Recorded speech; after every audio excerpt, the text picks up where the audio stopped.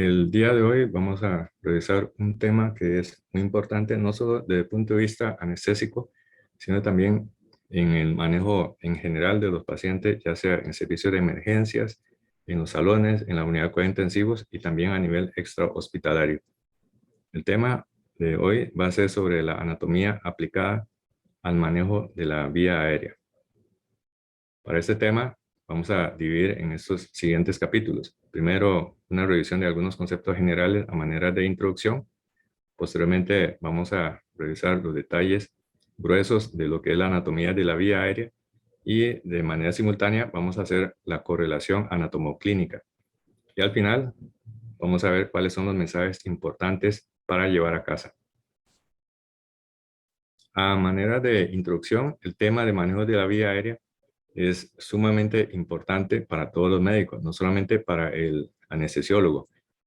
Si bien nosotros somos los que manejamos con más frecuencia la vía aérea, sin embargo, este tema no se escapa del ambiente fuera de quirófano y tiene un tremendo impacto, no solamente para el profesional, sino también para el paciente. ¿Por qué? Porque a veces cuando manejamos de forma torpe la vía aérea, puede incrementar la morbimortalidad para el paciente. Inclusive puede ser causa de suspensión de cirugías y ojalá que no nos pase a ninguno de nosotros, pero un resultado desafortunado en manejo de la vía aérea puede generar dolores de cabeza, como por ejemplo una demanda de tipo médico legal. Se trata de uno de los procedimientos que con más frecuencia se realiza en el ambiente perioperatorio. Y muchas veces el abordaje se hace relativamente sencillo. La inmensa mayoría de los pacientes se le puede hacer un abordaje de la vía aérea sin mayores complicaciones, sin mayores dificultades.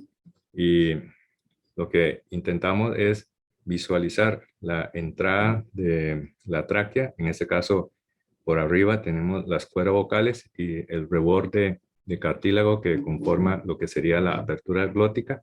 Y una vez identificado esta zona anatómica, procedemos a insertar el tubo endotraqueal. Luego confirmamos la posición, aseguramos la fijación del tubo endotraqueal y ya con eso termina el procedimiento. Esto ocurre en la inmensa mayoría de las veces. Sin embargo, hay ocasiones en que esta vía aérea puede ser bastante difícil y en el caso, por ejemplo, de la actualidad de los pacientes que desarrolla insuficiencia respiratoria grave por COVID-19, el manejo de la vía aérea representa un reto bastante difícil. Y ahora tenemos tecnología, sobre todo lo que es la vía aérea con asistencia de video. En este caso, como usted ve, este paciente le estamos haciendo un doble abordaje.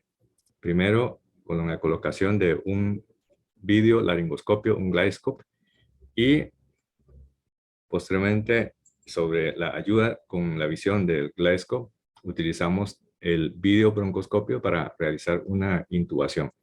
Esto es como el manejo moderno de lo que es la vía aérea. Sin embargo, cuando el abordaje ocurre de forma torpe, podemos regalar al paciente este tipo de complicaciones. Por ejemplo, este paciente, durante el abordaje de la vía aérea, terminó bastante mal. De hecho, el paciente tuvo paro cardíaco. Dichosamente, no tuvo encefalopatía anóxica, pero un hecho bochornoso fue que se le causó una fractura del incisivo superior y el paciente, inclusive ya que se tuvo que manipular múltiples ocasiones, finalizando en la colocación de un tubo anillado de silicón. Y otras veces, como por ejemplo este muchacho que desafortunadamente terminó en una traqueostomía cuando fue una cirugía de tipo electiva. Y a veces también cuando se manipula torpemente la vía aérea, termina en estos procedimientos invasivos de la parte anterior del cuello. Puede ser una cricotirotomía, puede ser una traqueostomía. Y aquí debemos hacer una acotación. Cuando un paciente termina en una cricotirotomía o una traqueostomía de emergencia, lejos de aplaudir este acto, debemos hacer un análisis reflexivo de si esto se pudo haber evitado, puesto de que muchas veces cuando el que ejecuta este procedimiento de el abordaje invasivo, se siente empoderado de que es el salvador de ese paciente, pero quizás retrocediendo el cassette pudo haber cometido algunas imprecisiones que desafortunadamente terminó en esto. Vamos a ver de que para que esta situación no se dé, debemos comprender muy bien lo que es anatomía y su correlación anatomoclínica para el abordaje de la vía aérea. Entonces, si tenemos dos escenarios para el abordaje de la vía aérea, un escenario tranquilo, un escenario de paz y calma, de tranquilidad, pero cuando omitimos algunos detalles, o también porque la condición del paciente así lo amerita, puede terminar en un escenario relativamente caótico de mucho corre-corre, de mucho susto y eventualmente también de disgustos. Por ende, debemos conocer muy bien los pormenores anatómicos del abordaje de la vía aérea para que ojalá que absolutamente todos nuestros pacientes los podamos abordar de manera tranquila, en un estado como de ambiente zen. Y aquí partimos de la premisa de que saber es igual a tranquilidad. Si nosotros sabemos lo que estamos haciendo y además podemos esperar lo que viene a continuación, tendríamos un estado mental de paz, calma y tranquilidad. Pero si omitimos algunos detalles o si la condición fisiopatológica del paciente así lo dicte, podríamos tener vías aéreas bastante difíciles. Y ni qué decir, ahora que estamos en la era pandémica, el abordaje de la vía aérea de los pacientes que amerita de intubación endotraqueal por COVID-19 representa uno de los retos más difíciles que puede enfrentar un médico. Desde el punto de vista de resumen anatómico, podemos decir que la vía aérea se puede dividir en dos porciones, una parte superior y una parte inferior. La división anatómica entre lo que es superior e inferior sería la apertura glótica. De la apertura glótica para arriba sería la vía aérea superior. La apertura glótica para abajo sería la vía aérea inferior. Y ambas porciones son relevantes para entender el manejo de la vía aérea. Habiendo partido de este concepto de la división anatómica de la vía aérea, entonces procederemos a revisar lo que es la anatomía de la vía aérea y también aprovechando los conceptos vamos a hacer la correlación anatomoclínica. Cada detalle anatómico vamos a ver de que tiene una relevancia para entender el abordaje de la vía aérea. Como habíamos mencionado, la vía aérea superior y la vía aérea inferior se divide en un punto que sería la apertura glótica. Quiere decir que la vía aérea superior parte desde la nariz y la boca hasta la cuerda vocales, incluyendo la faringe y la laringe. En cambio, la vía aérea inferior incluye la tráquea, los bronquios y todas las ramificaciones dentro de los pulmones y finaliza a nivel de los sacos alveolares. Pero probablemente cuando abordamos la vía aérea, lo que más nos interesa sería la vía aérea superior. La vía aérea superior inicia ya sea en la nariz o en la boca, pero como el abordaje más común es la intubación orotraqueal, vamos a ver primero la boca. La boca es una estructura relativamente popular, relativamente conocida por nosotros y sin embargo tiene algunos detalles relevantes, como por ejemplo el tamaño de la apertura. En condiciones normales, esta apertura interincisivo debe ser de al menos 3 traveses de dedo, no del intubador, sino del paciente. Recordemos de que esto es mucho más importante en población pediátrica. No podemos exigir 3 traveses de dedo de un intubador adulto a la apertura bucal de, por ejemplo, un paciente pediátrico de pocos meses. Entonces, la apertura interincisivo tiene que ser de al menos 3 traveses de dedo, 3 traveses de dedo, pero de los dedos del paciente. Esto es importante porque cuando vamos a insertar la hoja del laringoscopio, este tiene una altura. Esta altura se llama la guía o el escalón. Y en el caso, por ejemplo, de este laringoscopio convencional, observe que tiene un escalón de 20 milímetros, 2 centímetros. Esta es la razón por la que cuando tenemos un paciente con una limitación de la apertura bucal, no podríamos ni siquiera insertar una hoja de laringoscopio de 20 milímetros de separación. Entonces, si vemos desde otro perfil, aquí nos damos cuenta de que desde que ponemos acá, está la parte que está en contacto con la lengua y esta otra parte que está en contacto con la porción externa de la boca, tendríamos hasta 30 milímetros. Pero lo que realmente separa los incisivos sería de unos 20 milímetros. Este detalle es importante porque, por ejemplo, este paciente a la edad de los 5 años tuvo una artritis temporomandibular y como secuela le anquilosó la articulación temporomandibular. Y la cirugía que se le va a realizar es una artroplastía temporomandibular. Y obviamente necesita de una intubación no traqueal bajo anestesia general. Pero vean ustedes, esto es lo más que abre la boca de ese paciente. Si contamos, tendríamos aproximadamente unos 7 a 8 milímetros de distancia interincisivo. Automáticamente este paciente no puede ser intubado con una hoja convencional porque el escalón es de unos 20 milímetros. Y de hecho, este paciente, si lo comparamos, este paciente no puede comer absolutamente ningún bocado grande, ¿verdad? O sea, prácticamente lo único que podría disfrutar sería una pizza y una pizza inclusive de pasta delgada.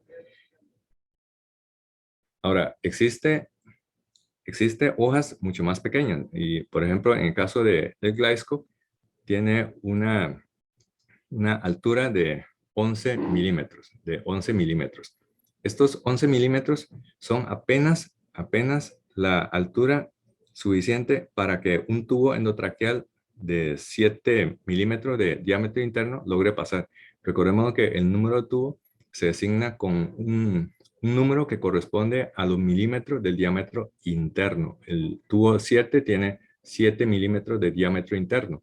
Pero observe aquí en letra un poco más pequeña, tiene un diámetro externo de 9.6 milímetros. Eso significa que un tubo 8 tendría un diámetro externo incluso superior al espesor de esta hoja. Entonces, este detalle es importante, razón por la que muchas veces los pacientes, cuando hacemos intubación con biolaringoscopio tipo Gleisco, el uso de un tubo endotraqueal grande hace que el paso de tubo sea bastante más difícil porque literalmente los incisivos del paciente estaría mordiendo y prensando el tubo mientras el anestesiólogo trata de avanzar el tubo a través de la boca. Bueno, eh, quizás uno de los primeros detalles que valoramos para decir que si la vía aérea está difícil o no hay marcador de vía difícil es pedir al paciente que abra la boca y con esto hacemos la valoración de Mallampati y con esto clasificamos los pacientes en 4 clases. La clasificación inicial de Mallampati fue de 3 clases, pero Samsung y Jung agregó una 4ª clase, razón por la que la clasificación de Mallampati que utilizamos actualmente es una modificada de la descripción inicial. Se pide al paciente que abra la boca sin hacer ningún esfuerzo activo de fonación, porque con esto tratamos de reproducir lo que encontraríamos un paciente cuando ya está inducido y paralizado. Ya paralizado, estas estructuras blandas que son movibles durante la fonación, el paciente cuando está bajo inducción no nos puede colaborar haciendo maniobra como elevar el velo paladar, tratando de decir ah. Entonces, esto es importante, ¿verdad? Abrir la boca al paciente sin pedir que haga fonación. Y con eso clasificamos en 4 clases. Clase 1, 2, 3 y 4, dependiendo de si logramos ver las 4 estructuras o cada estructura que se va perdiendo, le vamos a ir aumentando una categoría en la clasificación de Mallampati. En la clase 1 vemos los pilares palatinos, que son estos, el istmo de las fauces, el paladar duro y el paladar blando, así como la úvula. Acá vamos a ir perdiendo la visualización. Por ejemplo, aquí vemos solamente una porción de la úvula, vemos muy poquito del istmo de las fauces y estamos viendo apenas una porción de los pilares palatinos. Acá vea que ya prácticamente no vemos la úvula, no vemos los pilares palatinos y con costo vemos algo de istmo de las fauces. Y si no vemos absolutamente nada, sería clase 4. Esto es importante porque cuando hacemos una laringoscopía, lo que tratamos de hacer es visualizar la apertura glótica en su totalidad. Pero, ¿cómo sabemos si vamos a lograr visualizar la apertura glótica si el paciente en ese momento no le estamos haciendo la laringoscopía? De ahí la utilidad de la clasificación de Mallampati. Esta clasificación se ve en grado bastante avanzado en algunos pacientes. Por ejemplo, este paciente que aparte que tiene una distancia interincisiva relativamente pequeña, cuando se le pide que abra la boca, vean ustedes, prácticamente no vemos nada. Este es un paciente Mallampati 4 o paciente con macroglosia, como este paciente que tiene un síndrome de Down o los pacientes hipotiroideos, puede tener una macroglosia que dificulta tremendamente la visualización de la vía aérea superior. Y ni qué decir cuando tenemos un paciente que tiene una hipoplasia mandibular. En ese caso, ese paciente claramente lo que tiene es una hipoplasia mandibular, un paciente con Pierre-Robin. Son pacientes de mucha dificultad anatómica para el abordaje de la vía aérea. Y lo más importante es que la clasificación de Mallampati nos sirve para predecir qué es lo que vamos a encontrar cuando hacemos la laringoscopía. Porque al final esto es importante, pero mucho más importante es lo que vamos a encontrar cuando ya hacemos la laringoscopía. Y esta es la clasificación de Cormack y Lehane. Se divide en grados. Recordemos de que la clasificación Mallampati se divide en clase 1, 2, 3 y 4. Y cuando hablamos de Cormack y Lehane, se dice que es grado 1, 2, 3 y 4. Si vemos toda la apertura glótica, si vemos la mitad de la apertura glótica, si no vemos las cuerdas vocales, pero únicamente vemos la epiglotis, o cuando no vemos ni siquiera la epiglotis, corresponde a un grado 4 de Cormack y Lehane. Ahora, aquí viene la pregunta que siempre hacemos. Entonces, la clasificación de Cormack y Lehane se diseñó inicialmente para valorar o clasificar la dificultad para el abordaje de la vía aérea. La respuesta es un contundente no. Vamos a rastrear la publicación original de Cormack y Lehane. La publicación fue en Anesthesia en 1984. Y vean que es una publicación cuyo título es Intubación traqueal difícil en paciente obstétrica por Cormack y Lehane. Ahora, esta publicación en realidad no fue para enfocar la vía aérea difícil en las pacientes obstétricas, a pesar que el título así lo dice. Más bien, lo que hicieron Cormack y Lehane fueron enfatizar la importancia de practicar el manejo de la vía aérea en paciente obstétrica. Entonces, propuso un método para el entrenamiento y consiste en ir haciendo laringoscopía cada vez más y más subóptima hasta que de un grado 1 de visualización laringoscópica se termina luego en un grado 4 de visualización laringoscópica. Entonces, invitaba a los anestesiólogos a optimizar la visión laringoscópica para que de esa manera haga intubación y se acostumbre a hacer intubaciones de más y más reto. Eso es como quien dice autofabulear a uno para que te exija más y así usted va adquiriendo destreza para el abordaje de paciente realmente difícil. Entonces, este concepto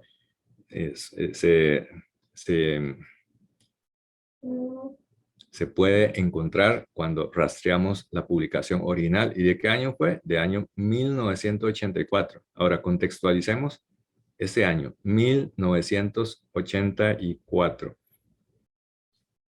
En 1984, ¿qué no había? No existía máscara laringea. La máscara laringea fue introducida a finales de los 80 por el doctor Archie Brain, pero en 1984 no existía máscara laringea. Broncoscopía flexible no existía.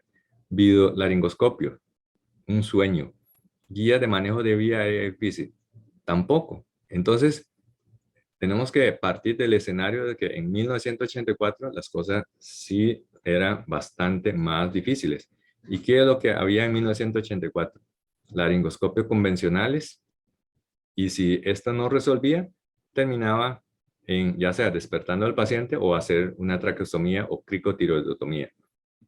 Este es el panorama que tenemos que comprender para entender bien el concepto de manejo de la vía aérea y cómo cuando se hace una traqueostomía, una cricotirotomía, debemos ver con lupa, inclusive castigar a la persona que hace una cricotirotomía, una traqueostomía de previo cuando existen otras alternativas. Ahora, si ya se había intentado otras alternativas, ni modo, hay que hacer una traqueostomía. Pero la gran mayoría de los procedimientos invasivos de abordaje de la vía aérea en la actualidad no hay que aplaudir, más bien hay que condenar y hacer una pregunta incisiva. ¿Por qué terminó así de mal? Existen muchas opciones para crico y para traqueostomía. Entonces, cuando Corman y Lihain hizo esta propuesta de que el, el anestesiólogo, para poder entrenar en manejo de la vía aérea en un modelo prácticamente in vivo, trate de suboptimizar la visión laringoscópica, y si tenemos esto, entonces decimos que es un grado 1, grado 2, grado 3 y grado 4. Entonces, con cada uno de estos grados hay que ver la posibilidad de hacer una intubación endotraqueal exitosa. Y aquí se vio de que si tenemos una visión grado 1 de Corman y Lihain, 99% de las veces se logra la intubación. De un grado 2 hay un 1% de probabilidad de que la vía aérea se vuelve realmente complicada. Y dichosamente, la inmensa mayoría de las veces podemos tener esto, 99% de los casos. Un 1% vamos a encontrar un Corman y Lihain 2, y Corman y Lihain 3 y 4 se presentan uno cada 2,000 o uno cada 10,000 casos. Entonces, eso significa que muchas veces nosotros reportamos, de hecho, si analiza las hojas de anestesia, con mucha frecuencia el anestesiólogo o el residente de anestesia anota que tienen un Corman y Lihain 3, cuando en realidad puede ser de que está cometiendo el mismo problema, bueno, el mismo método con el que Corman y Lihain propuso para el entrenamiento de vía difícil, que era suboptimizar la laringoscopía. Entonces, puede ser que anatómicamente el paciente no está así, sino más bien porque hizo una laringoscopía subóptima o torpe. Hay que ser muy exigente a la hora de enfocar el tema del manejo de la vía aérea, porque si nos conformamos de que no pude intubar al paciente porque tenía un Corman y Lihain 3, así empezamos a ser permisivos en que todos los pacientes tienen vía aérea difícil, todos los pacientes terminan en cricotirotomía, todos los pacientes terminan con un diente menos y eventualmente en paro cardíaco. Esto obviamente tiene que contextualizar de que son pacientes que no tienen patología cervical y únicamente con una laringoscopía directa correcta. Pero muchas veces vemos esto reportado en la hoja de anestesia con muchísima frecuencia, mucho más de lo que se espera según la literatura. Esto significa que si usted ve con muchísima frecuencia Corman y Lihain grado 3, pregúntese a sí mismo, ¿estaré haciendo correctamente la laringoscopía, o más bien tienes muchos pacientes que anatómicamente sean así? La probabilidad no te favorece. Eso significa que si topamos muchas veces con Corman y Lihain 3, la próxima vez hay que optimizar mejor la laringoscopía. Bueno, una cosa muy importante es la extensión cervical. Y para la extensión cervical necesitamos que las 4 vértebras cervicales superiores se movilicen. Y de hecho, para una laringoscopía únicamente necesitamos que se movilice haciendo extensión de las 4 vértebras cervicales superiores. No necesitamos de las vértebras cervicales inferiores para el abordaje de la vía aérea, pero con alguna frecuencia vemos pacientes que no logran intubar en salón y cuando usted llega encuentra de que la cabeza del paciente está guindando al borde de la cama porque el que está haciendo la intubación, tal vez con poco expertise, cree que entre más extendido está el cuello, más fácil es la intubación endotraqueal. Esto es incorrecto y para que esto nosotros lo podamos obtener, el paciente obviamente debe tener una buena movilidad cervical. ¿Y cómo hacemos para valorar esto? Pedimos al paciente que haga flexo extensión cervical. Por el otro lado, también para poder adivinar qué tan atrás o qué tan adelante está la apertura glótica, nos valemos de otra parte anatómica que es palpando el mentón y palpando la escotadura del cartílago tiroides. Esta es la distancia mento-tiroidea. Esta distancia debe ser de al menos 3 traveses de dedo. Nuevamente, son traveses de dedo del paciente. Y también, si en un adulto nosotros le medimos esta distancia, que es desde el mentón hasta la escotadura del cartílago tiroide, y mide menos de 5 centímetros, probablemente vamos a encontrar un paciente que tiene una apertura glótica relativamente anterior y esto se correlaciona con mayor dificultad.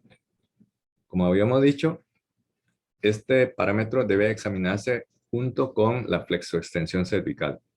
Si tenemos un paciente que tiene dificultad para hacer una flexoextensión cervical, quizás ya tenemos números comprobados para tener una vía aérea difícil. Entonces, en condiciones normales, el paciente debe ser capaz de tocar con la barbilla aquí la parte anterior del tórax a nivel prácticamente del esternón, eso sí, sin abrir la boca, sin hacer trampa. Pero si el paciente no puede hacer una flexoextensión cervical, por ejemplo, si ha tenido artrodesis cervical o tiene una anquilosis cervical, la dificultad está garantizada. Es muy importante la movilización del cuello porque son tres ejes, el eje oral, el eje faringio y el eje laringio, que tenemos que alinear para poder hacer la laringoscopía directa. Nosotros no podemos ver en forma curviada, solamente podemos ver en línea recta. Eso significa de que estos tres ejes no están alineados. Entonces, para eso tenemos que hacer una extensión cervical y junto con la ayuda de la hoja del laringoscopio apartamos la lengua y así podemos alinear lo más posible los tres ejes, el eje oral, el eje faringio y el eje laringio. Y de todo esto, el que obtiene la mejor visualización es una ligera extensión cervical, una ligera extensión cervical. Inclusive, a veces podemos colocar una pequeña almohadilla aquí a nivel de occipucio para que se pueda visualizar mucho mejor la apertura glótica y nunca permitir una hiperextensión cervical, porque más bien cuando hiperextendemos el cuello, estamos fabuleando, como se ve acá, una hiperextensión exagerada y no podemos ver la apertura glótica que estaría acá. Entonces, esto es muy importante. Ahora, esta flexoextensión tiene que hacerlo con cuidado en los pacientes que tienen lesión de columna cervical, especialmente importante en los pacientes con trauma raquimedular. Esto porque cuando hay una lesión raquimedular, tenemos que tener muchísimo cuidado a la hora de manipular el cuello, por dos razones. Número uno, porque si manipulamos descuidadamente el cuello, podemos regalar un nuevo déficit neurológico o seccionar completamente la médula cervical. Pero por el otro lado, muchos de esos pacientes llegan con un collar cervical y cuando llega un collar cervical, hay que retirar el collar cervical mientras otro ayudante va a mantener la tracción en línea para inmovilizar el cuello, mientras el intubador se encarga de hacer la laringoscopía y la intubación endotraqueal. Este paciente, por ejemplo, vea que tiene una inmovilización con un collar cervical y lamentablemente su condición fue una sección completa de la columna cervical, un accidente muy aparatoso con una sección completa, quedó tetrapléjico, pero el mensaje que tenemos que llevar es que cuando manipulamos con mucha violencia el cuello, si ha tenido trauma raquimedular, podemos terminar de seccionar la médula espinal cervical. Bueno, el otro punto para el abordaje de la vía aérea es obviamente por la nariz, la intubación nasotraqueal. La nariz es una estructura bastante compleja, no es tan sencillo afuera como adentro. Adentro tiene unas fosas nasales y a partir de fosas nasales entra a una cavidad, esta sería la cavidad nasal, y después se continúa hacia atrás con la faringe, la zona de transición de la cavidad nasal a la zona de la faringe serían las cuanas. Entonces aquí podemos ver que hay en la base de esta cavidad nasal esto que corresponde al paladar duro y luego el tercio posterior está formado por músculo sin hueso que sería el paladar blando. Si examinamos de frente, tenemos de que la nariz tiene un tabique de cartílago, ese es el septum nasal, y a los lados tenemos esto que son los cornetes, que permite humidificar y calefactar la sangre, los gases cuando está entrando. Ese permite humidificación y termoacondicionamiento. Y a los lados tendríamos los senos paranasales. Aquí es importante entender la anatomía, de hecho, aplicar la geometría, porque si vemos esto, en realidad es un triángulo isósceles. Y como triángulo isósceles que es, la zona que tiene mayor diámetro, mayores dimensiones, sería en la parte inferior. Pero si nosotros metemos el tubo apuntando hacia la parte media, podemos lastimar la mucosa que es muy friable y además hipervascularizada de los cornetes, causando sangrado. Entonces, muchas veces los sangrados, cuando hacemos intubación nasotraqueal, se debe a traumas de la mucosa por una dirección incorrecta del tubo en relación con la geometría de la nariz. Por ejemplo, muchas veces nosotros vemos la nariz imaginando de que se trata de una cavidad nasal que se continúa en una dirección de adentro hacia arriba en una dirección más bien hacia la base del cráneo. Y eso significa que si nosotros metemos un tubo en esta posición, que parece bastante lógico o intuitivo, si yo veo la nariz así, entonces yo debo meter el tubo así. Y más bien lo que estamos haciendo es apuntar hacia arriba, el triángulo isósceles se estrecha arriba, lastimando los cornetes, causando sangrado. Eso significa que la forma correcta de avanzar un tubo por vía nasotraqueal es esta, en dirección paralelo al paladar óseo, que es horizontal al paladar. Entonces, hay que evitar esta conducta que es bastante común, que cuando tratamos de pasar por las fosas nasales, inmediatamente apuntamos hacia arriba y es cuando ya el tubo empieza a lastimar la mucosa hipervascularizada de los cornetes. Entonces, esta es la orientación correcta del tubo hacia abajo y paralelo al paladar duro.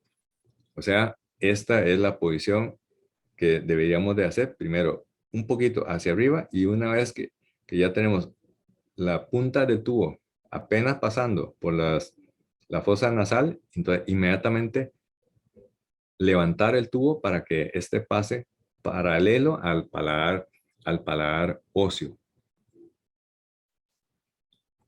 Más allá de la cavidad nasal, tendríamos la faringe.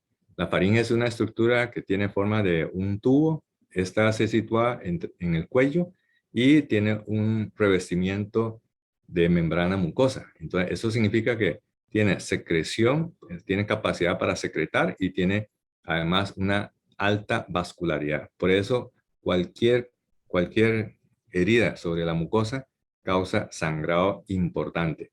Además de que esto va a producir dolor al paciente porque es una mucosa que está muy vascularizada, pero también altamente inervada. La faringe lo que hace es, su función es conectar la cavidad bucal, así como las fosas nasales, con el esófago y la laringe. O sea, es la zona de transición para donde existe la confluencia de la vía aérea y la vía digestiva. La separación entre la vía aérea y la vía digestiva se da gracias a la presencia de la epiglotis. La faringe tiene aproximadamente unos 13 centímetros de longitud. Este detalle es importante porque si nosotros insertamos un tubo así a ciega, más allá de unos 15 centímetros, ya existe la posibilidad de que la punta del tubo se haya metido hacia esófago, o si tiene mucha suerte, si estamos haciendo un procedimiento a ciega, con muchísima suerte puede llegar a atravesar las cuerdas vocales y meterse a la tráquea. Pero generalmente en esto, si uno lo hace a ciega, la suerte no te favorece. Y generalmente si usted mete un tubo a ciega, la mayoría, si no la totalidad de veces, se va a ir al esófago. Ahora, la pregunta del millón es, ¿de dónde viene la palabra faringe? Faringe viene del griego, que se escribe así, no sé cómo se pronuncia, pero significa garganta. Entonces, de una manera sencilla, cuando decimos faringe, es lo mismo que la garganta. La faringe se subdivide en tres zonas: una zona superior, una zona media y una zona inferior. La zona superior también se le conoce como la nasofaringe. La nasofaringe va desde aquí, la zona de transición, que sería la cuana. Recordemos que la cuana es la apertura nasal posterior. Entre la cuana y acá la narina tenemos esto que es la cavidad nasal, que tiene aproximadamente unos 50 mililitros de volumen. Esto es una cifra importante cuando utilizamos, por ejemplo, nasocánula, que esto corresponde a un reservorio anatómico de unos 50 mililitros de oxígeno puro. La nasofaringe termina cuando ya se acaba aquí, que es el velo del paladar. Para más abajo tenemos la orofaringe, también se le conoce como la bucofaringe. Y más allá de la orofaringe tendríamos la laringofaringe, también en nomenclatura anatómica vamos a encontrar con el nombre sinónimo de hipofaringe. Entonces, nasofaringe, orofaringe, también se le conoce como bucofaringe, que es lo que nosotros vemos cuando hacemos la exploración de Mallampati. La laringofaringe también se le conoce como la hipofaringe, que no lo vemos. Esto solamente podemos visualizar cuando hacemos la laringoscopía. Acá sería una vista interna de la faringe. Tenemos esta zona que corresponde a la nasofaringe. Luego tenemos esto que corresponde a la bucofaringe. Y más abajo, de la apertura glótica para abajo, esto correspondería a la hipofaringe. También se le conoce como laringofaringe. Entonces, para no olvidar, esto es nasofaringe. La nasofaringe empieza de la cuana que se ve acá hacia abajo. Acá en un punto en donde se encuentra el paladar para abajo, pero por encima de la apertura glótica tenemos esta zona que corresponde a la orofaringe o también la bucofaringe, que es lo que nosotros vemos cuando pedimos que el paciente abra la boca y vemos aquí al fondo que correspondería al istmo de las fauces. Y abajo tenemos la hipofaringe. Esto no lo podemos ver así tan fácilmente. Tendríamos que utilizar la laringoscopía para poder ver con claridad. Este tubo tiene una serie de músculos que se encarga de mantener la patencia y también para facilitar la fonación y la deglución. Recordemos que en la faringe hay una confluencia de la vía aérea con la vía digestiva. Y estos músculos son importantes para la fonación y para la deglución, así como el mantenimiento de la patencia de la vía aérea. Tenemos músculos que son circulares, que se llaman los constrictores. Son tres: el superior, el constrictor faríngeo medio y el inferior. Y tenemos también músculos longitudinales, que son tres: el estilo faríngeo, el salpingo faríngeo y el palato faríngeo. Todos estos músculos son importantes para el mantenimiento de la patencia de la vía aérea, la deglución y también para la fonación. Entonces, uno muy importante es este músculo que se encarga de la separación entre la respiración y la masticación. Entonces, esta parte, el paladar blando, es un recubrimiento de músculo y culmina aquí con la parte en el centro que sería la úvula. Úvula se llama así porque tiene forma de una pequeña uva, ¿verdad?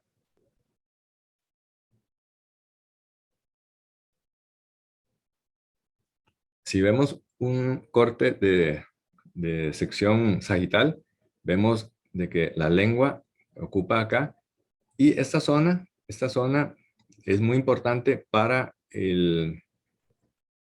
la permeabilidad o la patencia de la vía aérea. Esta zona se llama la zona de la velofaringe, en donde la lengua, el velo paladar confluye, y cuando un paciente está inconsciente o cuando paralizamos al paciente, hay hipotonía de estos músculos, son músculos esqueléticos, todo por gravedad se colapsa hacia atrás, y esa es la razón por la que un paciente inconsciente o paralizado sufre obstrucción de la vía aérea.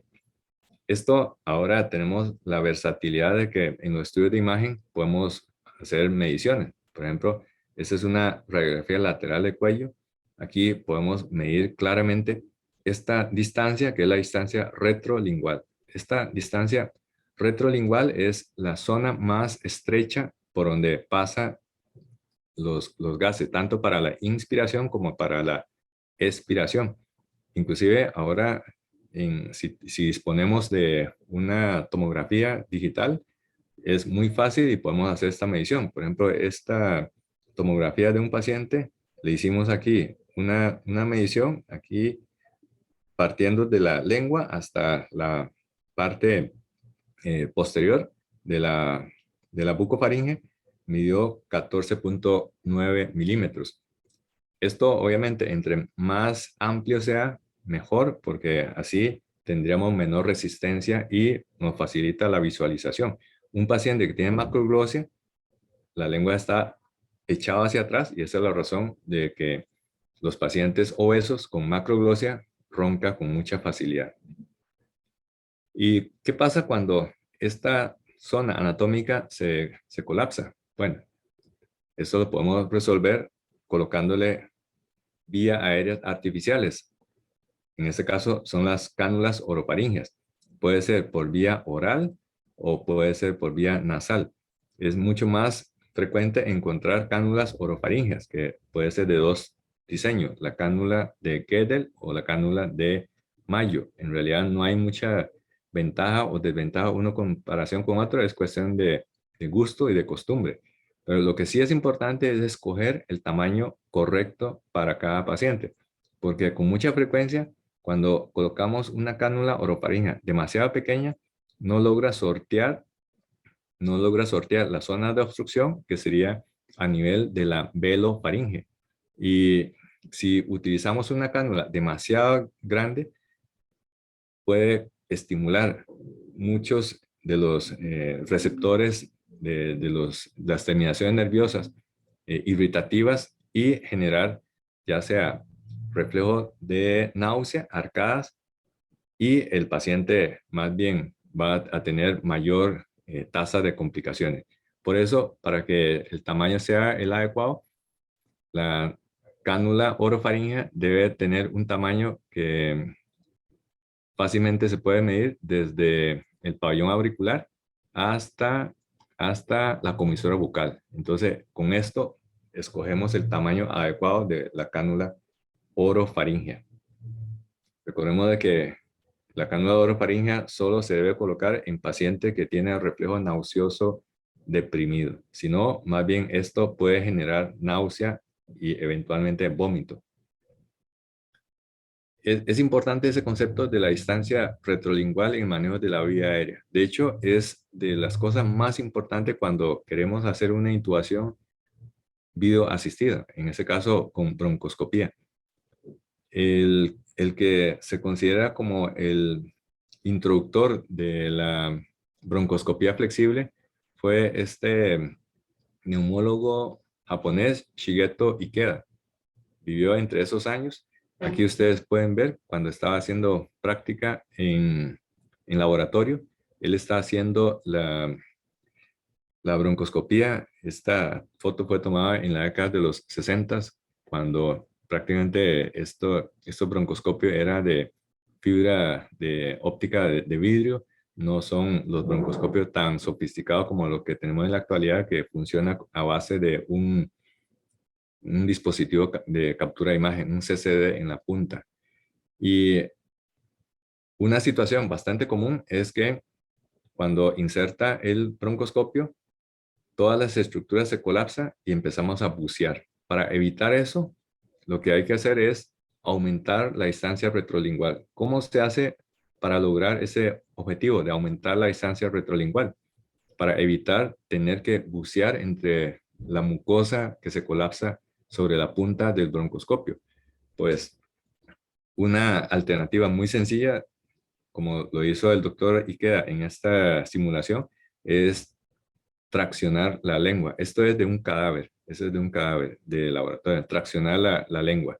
Pero otra alternativa es utilizar algunas cánulas. Esta es una cánula de Berman, también permite el paso del broncoscopio. Recuerde que no puede utilizar una cánula de Gödel porque la cánula de Gödel no tiene la abertura lateral y además el lumen de la cánula Gödel es demasiado pequeño como para poder pasar un tubo endotraqueal. Entonces tienen que utilizar cánulas especiales. Esta es una, esa es la cánula de Berman, pero también se puede utilizar un dispositivo de Ovasapien. Ya eso depende de la disponibilidad que tenga en su hospital o de los gustos.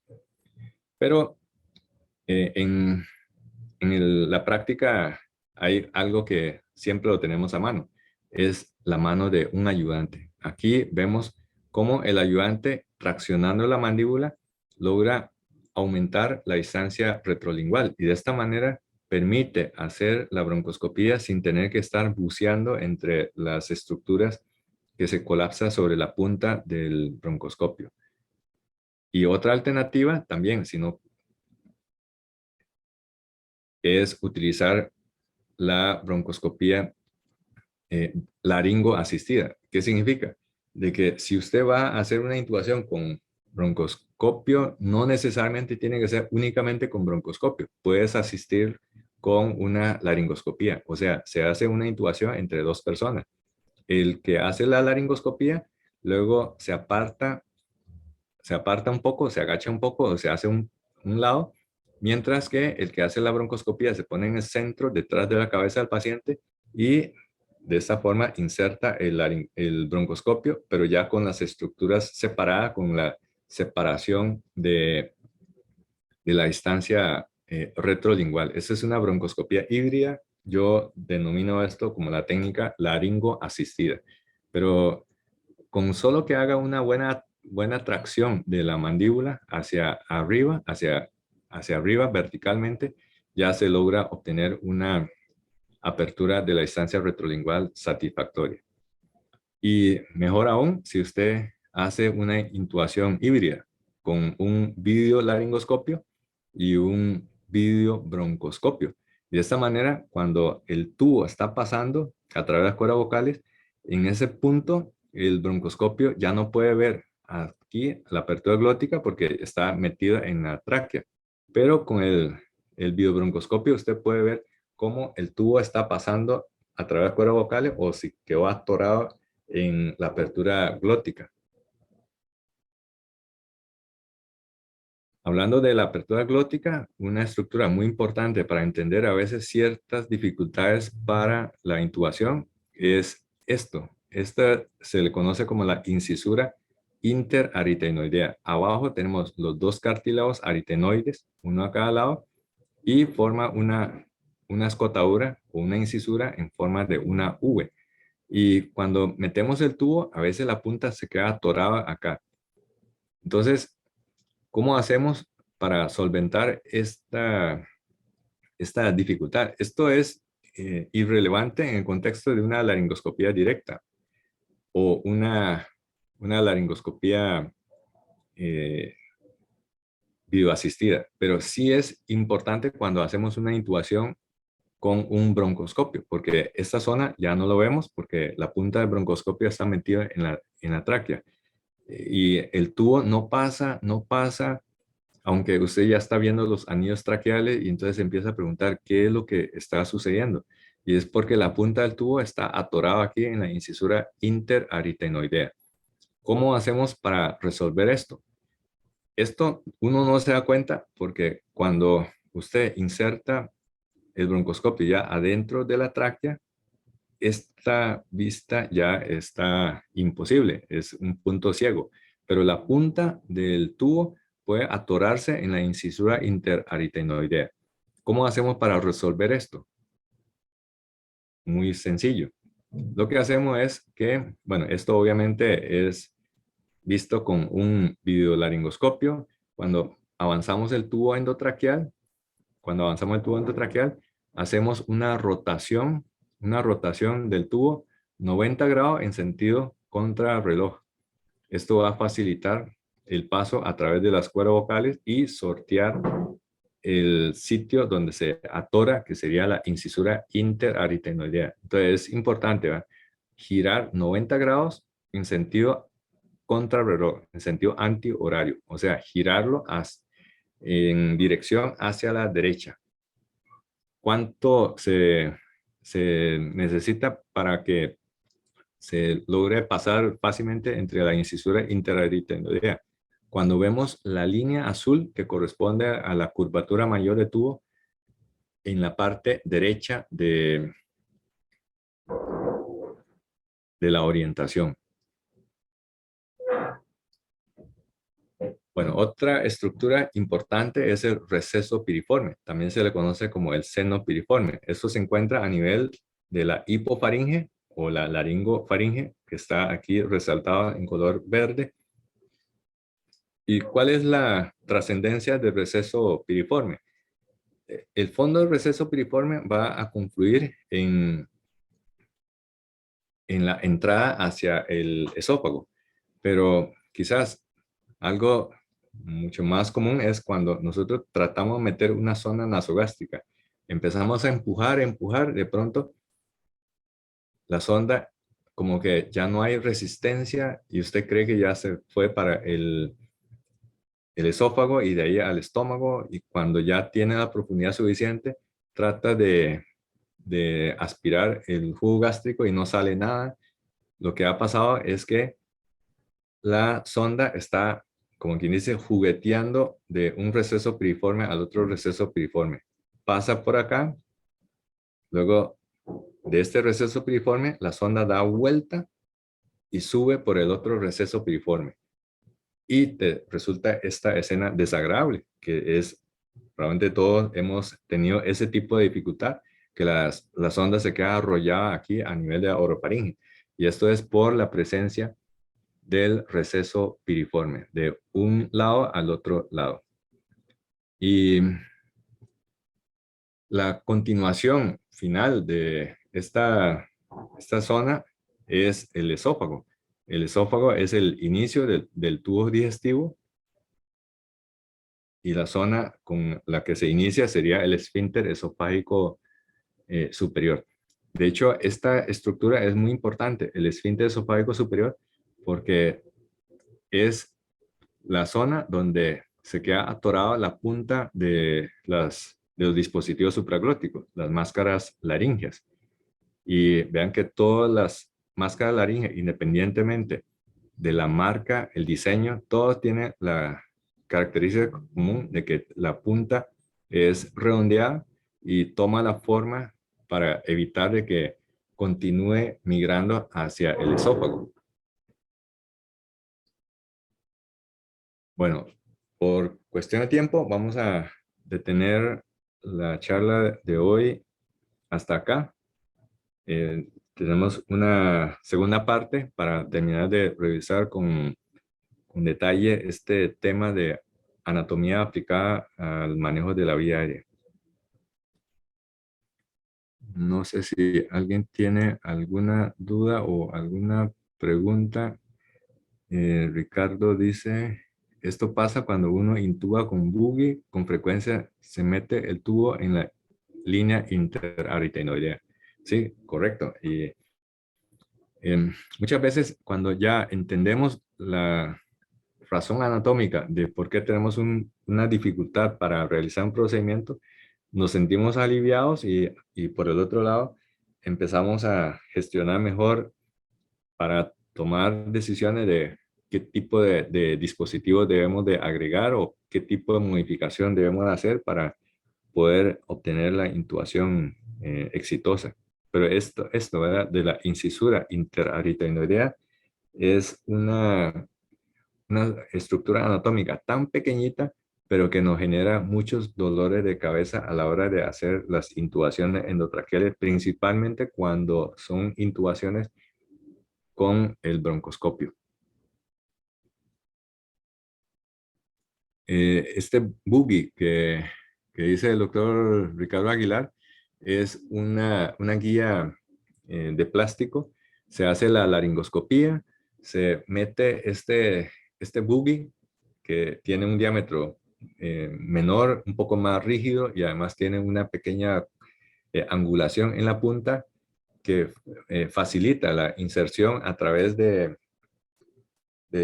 la apertura glótica. Y luego, como el tubo está montado sobre este buggy, entonces se desliza el tubo sobre el buggy. Pero llega un punto en que usted empuja y como que el tubo no quiere avanzar, no quiere avanzar, se queda atorado ahí y usted no sabe qué es lo que está pasando, pero el detalle es que está atorándose por el bisel que tiene en la incisura interaritenoidea. Si usted le da vuelta 90 grados en sentido antihorario, el bisel se voltea y ahora monta y se resbala fácilmente sobre la incisura interaritenoidea. Y así te permite pasar el tubo y lastimar menos la mucosa. Cualquier cariñito que uno le hace a la mucosa causa sangrado, causa edema y causa dolor, la odinofagia que muchos de los pacientes nos reportan después de una intubación endotraqueal. Cuando hablamos de vía aérea, generalmente pensamos en estructuras tales como hueso, tendón, músculo, ligamentos, cartílagos, y sin embargo se nos olvida también de que como la vía aérea está alrededor del cuello y la boca, existe una gran cantidad de estructuras vasculares. Una de esas estructuras vasculares es la vena yugular. Ahora, ¿qué tiene que ver la vena yugular con el manejo de la vía aérea? Pues le voy a contar un caso que me pasó hace unos años.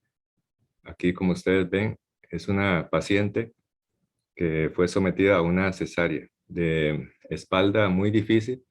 Un colega intentó realizarle punción neuroaxial. Este fue fallido y decidió entonces convertir a una anestesia general. Después de que se realizó la inducción, no se pudo intubar y como rescate se le colocó esto que es una máscara laríngea Supreme. Resulta de que tenía una pequeña vía venosa en el miembro superior y durante esos intentos de manipulación de la vía aérea, la vía se salió también. y después ya no se pudo obtener otra vía venosa y hubo necesidad entonces de colocar una vía central. Era la época en que no había ultrasonido. Entonces aquí, como ustedes ven, se le colocó una vía yugular interna izquierda. Y después de que se logró accesar, se empezó a tener fuga en la máscara laríngea y la fuga era persistente, persistente. Se tuvo que utilizar flujos muy altos para mantener el fuelle arriba y al final terminó la cesárea y dichosamente no hubo más incidentes. Cuando retiramos la máscara laríngea, una Supreme, resulta de que inflamos aire y vimos de que tenía un orificio justo en el lado donde estaba los intentos de vía venosa central. Entonces, eso habla de que por cercanía, en algunas ocasiones nosotros podemos introducir la aguja a nivel de la vía aérea, ni siquiera nos damos cuenta. Bueno, pero estos son incidentes que no son tan comunes, pero sí es muy importante, por el otro lado, revisar el tema de la inervación de la faringe. La faringe o la garganta está inervada por 4 nervios. Son nervios sensitivos, nervios que también son motores. Motores viscerales y motores también de tipo somático. Tenemos los 4 nervios que son el glosofaringio, el vago, el espinal accesorio y el hipogloso. De estos 4 nervios, los dos más importantes en el tema de manejo de la vía aérea, por supuesto, son el glosofaringio y el nervio vago. Quiere decir entonces de que para recordar y de manera fácil, la inervación de la faringe está dado por los últimos 4 nervios craneales, perdón. Entonces va del 9º par craneal hasta el 12º par craneal. Y estos nervios discurren a lo largo de este cilindro que corresponde a la faringe, acompañando a las estructuras vasculares y también se discurre entre capas de músculo. Y también de manera relevante, el nervio vago, vean cómo después de que desciende, da unas ramas que vuelve a ascender. Esos son los nervios recurrentes laringeos. Pero este es el esquema general. Vean que tiene una alta densidad en cuanto a inervación. Vamos a empezar primero con el 9º par, el nervio glosofaringio. El nervio glosofaringio que se ve acá resaltado de color verde, como su nombre indica, gloso significa lengua, faringio de faringe. Esto de gloso porque resulta de que el glosofaringio es importante para lo que es la sensación de gusto de la lengua y faringio porque también muchos de los músculos que se encuentran franqueando este cilindro de la garganta, así como terminaciones sensitivas, viaja a través de este 9º par craneal. Acá podemos ver, este es el glosofaringio, vea que tiene una inervación muy importante, tanto para la lengua como para las estructuras de la faringe, de la garganta. En ampliación, aquí podemos ver este nervio resaltado de color verde, da inervación desde el punto de vista de la sensación de gusto en la parte posterior de la lengua. Y también tiene una función importante que es la inervación sensitiva de, básicamente, como ustedes ven acá, es en la parte de la orofaringe, en la parte orofaringe. Si nosotros pedimos al paciente que abra la boca y estimulamos el istmo de las fauces con una paleta, estamos activando el nervio glosofaringio y el nervio glosofaringio es el compañero inseparable del siguiente nervio, que es el nervio vago. Entonces, una vez que se activa el nervio glosofaringio, hay una aferencia hacia el tallo y genera eferencias, son eferencias vagales. Estas eferencias vagales son más que todo manifestaciones secretorias y también lo que es la activación de los músculos que tienen que ver con la defensa de la vía aérea, así como la deglución. El nervio vago o el décimo par craneal es un nervio muy largo, es el que tiene el recorrido extracraneal más largo, es el nervio que es errante, por eso se dice que es el nervio que vagabundea por el resto del cuerpo. No en vano, también se le conoce el nervio neumogástrico porque viaja tan abajo como hasta el pulmón y hasta la porción superior del tubo digestivo. Y el nervio vago tiene la particularidad de que para la vía aérea es importante porque se encarga de inervar los músculos que tienen que ver con la fonación y con la apertura de las cuerdas vocales. Aquí ustedes pueden ver cómo el nervio vago derecho, el nervio vago derecho da una rama que bordea esta estructura vascular, que es la arteria subclavia derecha, y vuelve a ascender. Entonces, este es el nervio recurrente laríngeo derecho. El nervio recurrente laríngeo izquierdo es aún más largo, porque da una vuelta, pero bordeando por debajo de el callado de la aorta, prácticamente pasa entre la ventana aortopulmonar y vuelve a ascender para inervar las estructuras que tienen que ver con el control de las cuerdas vocales. Eso significa de que entre el noveno par y el décimo par craneal hay una simbiosis prácticamente. Cualquier activación del noveno par craneal se va a generar una respuesta que es la respuesta vagal. Y como sabemos, el nervio vago se encarga de inervación parasimpática de las glándulas salivales y también de las glándulas bronquiales. Esta es la razón por la que, como mensaje importante, cuando estamos ya despertando al paciente, no es recomendable hacer la maniobra de la succión orofaringea durante el despertar. Si nosotros vemos que el paciente tiene muchas secreciones, debemos aspirar al paciente cuando todavía está bajo anestesia, porque de lo contrario, esta estimulación puede activar el nervio glosofaringeo y genera una respuesta eferente que es dado por el nervio vago con la salivación profusa. Y también esto es lo que nosotros vemos, pero lo que no vemos es la broncorrea y también el broncoespasmo. Por ende, como una recomendación importante, no debemos aspirar al paciente durante la fase del despertar. Si queremos aspirarlo, este debe hacerse antes de cerrar el vaporizador, antes de empezar a lavar al paciente. Para recordar las zonas de inervación sensitiva de estos tres nervios, el trigémino, el trigémino se encarga de la inervación sensitiva de lo que sería la estructura que está prácticamente por encima de la boca, de la nariz.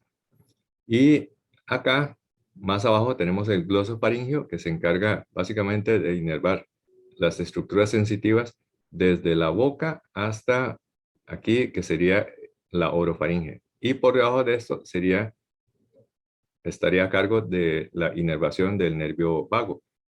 Acá esquemáticamente podemos ver de que esto que está en rayas horizontales de color rojo corresponde al nervio trigémino. Entonces, vea que se encarga de inervar lo que es la nasofaringe y lo que es la cavidad nasal, la cuana y también lo que es la cavidad oral. Esto así que está en líneas oblicuas celestes corresponde a la inervación dada por el glosofaringeo. Y aquí ustedes pueden ver cómo el glosofaringeo y el nervio vago se traslapan, pero la inervación vagal es mucho más intenso a nivel por debajo de la orofaringe, básicamente en lo que es la hipofaringe. Entonces, estos nervios están funcionando en forma de inervación traslapada. Aquí es importante mencionar que cuando estimulamos el nervio trigémino, no hay una activación vagal, como sería la situación en la que estimulamos el nervio glosofaríngeo. Por eso podemos limpiar con un poco de trapo o si queremos aspirar las secreciones la sonda no debe ir más allá de lo que sería la boca, no estimular la parte posterior de la orofaringe porque estaríamos activando de manera inadecuada el glosofaringeo.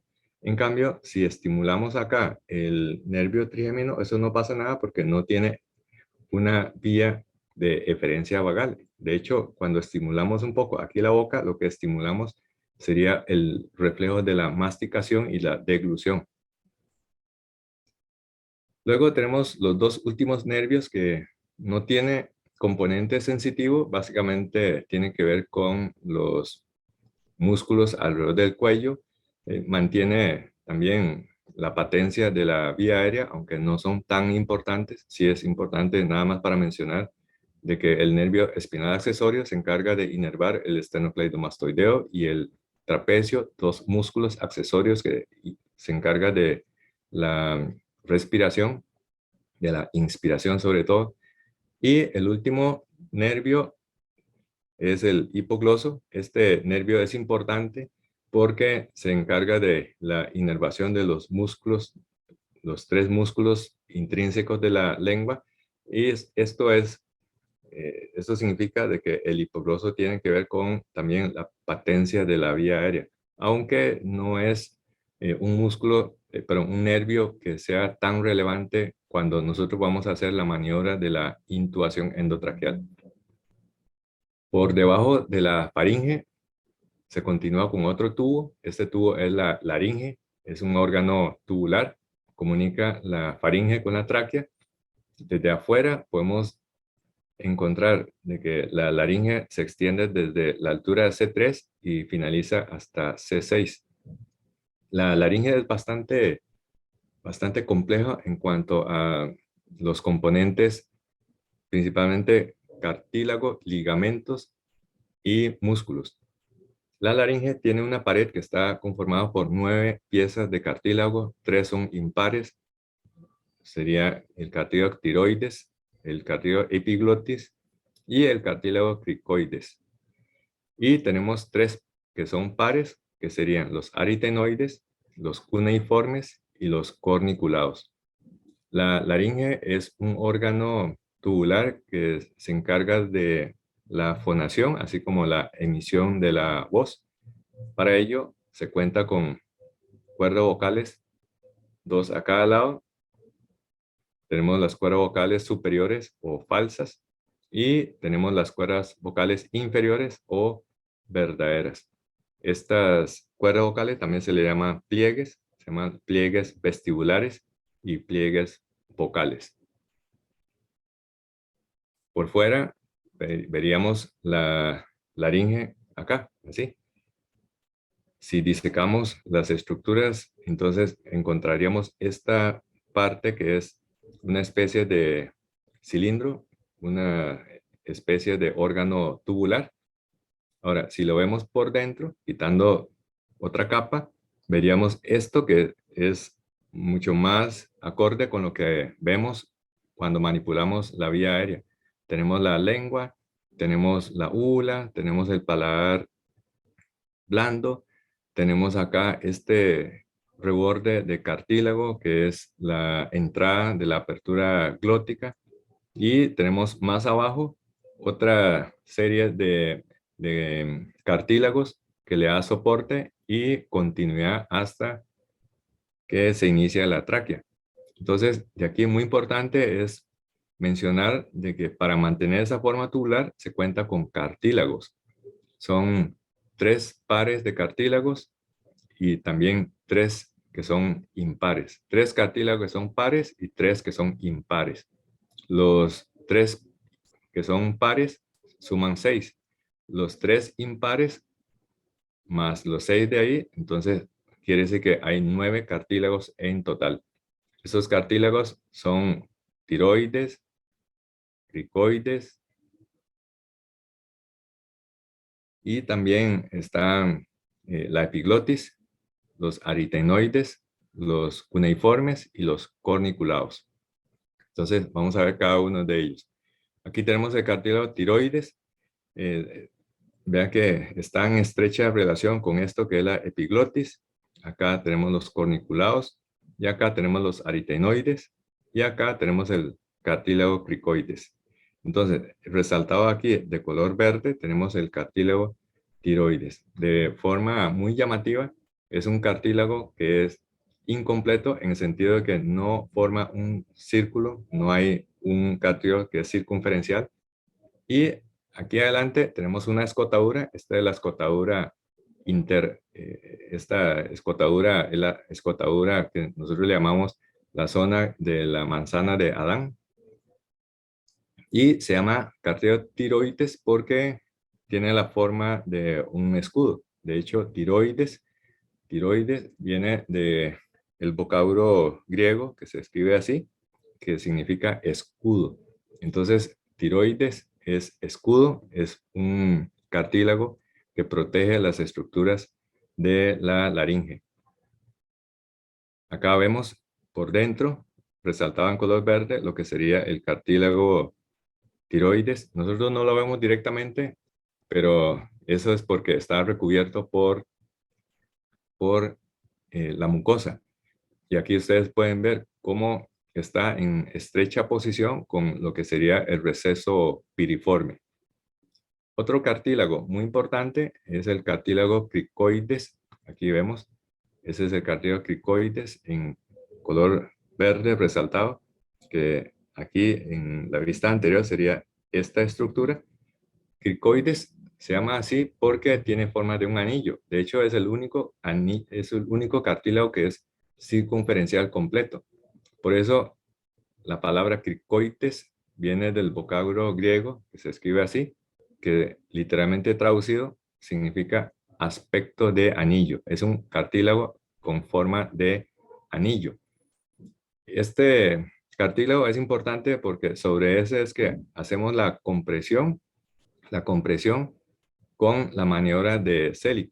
La maniobra de Selig consiste en compresionar la parte anterior del cartílago cricoides y de esta forma estaríamos ejerciendo una presión hacia atrás, comprimiendo el esófago, y es una maniobra que fue escrito en 1961 por el doctor Arthur Selig. Es una compresión cricoesofágica para, de esta manera, reducir el riesgo de broncoaspiración. Su utilidad ha sido muy cuestionada en la actualidad, pero lo interesante es revisar el concepto anatómico, como tiene bastante lógica de que si compresionamos podemos obliterar el lumen del esófago. Aquí es importante mencionar un concepto que a veces confundimos, y es confundir la maniobra de Selig con la maniobra de Burp. La maniobra Selig es la compresión sobre el cartílago cricoides y se utiliza para el manejo de pacientes con estómago lleno. En cambio, esta otra maniobra, la maniobra de Burp, se utiliza para mejorar la visibilidad de la apertura glótica cuando tenemos dificultades para la laringoscopía. La maniobra de Burp viene del acrónimo BURP, significa una compresión hacia atrás, hacia arriba y hacia la derecha. Y aquí es importante también mencionar de que, a diferencia de la maniobra Selig, que es una compresión sobre el cartílago cricoides, la maniobra de Burp básicamente es una compresión, pero sobre el cartílago tiroides. Entonces, no confundir maniobra de Burp con la maniobra de Selig. Son dos cosas diferentes. Selig es para manejo de estómago lleno. Burp es para el manejo de vía aérea difícil o para mejorar la visibilidad de la apertura glótica cuando estamos haciendo una laringoscopía. Otro cartílago importante es el cartílago aritenoides, que son dos. Aquí ustedes pueden ver, resaltado de color verde. Estos cartílagos aritenoides son importantísimos para la fonación porque hay músculo que se ancla y también las cuerdas vocales tienen anclaje a estos dos cartílagos, los aritenoides.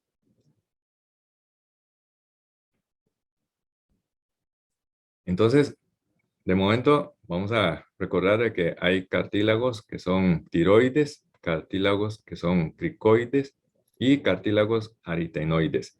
De estos cartílagos, como son duros, entonces tiene una composición de tejido conectivo denso. En este caso son cartílagos hialinos. Cuando se toca, se siente duro, es rígido. A diferencia de, por ejemplo, otros cartílagos que vamos a seguir mencionando, que son los cartílagos, que en este caso sería el cartílago epiglotis. Epiglotis es un cartílago que tiene la importante función de cuando se cierra, permite separar la vía aérea de la vía digestiva. Esto es importante durante, por ejemplo, la fase de masticación y de deglución. Aquí vemos esto resaltado en color verde, el cartílago epiglotis, que cuando se tapa, entonces separa la vía aérea de la vía digestiva que está a su alrededor.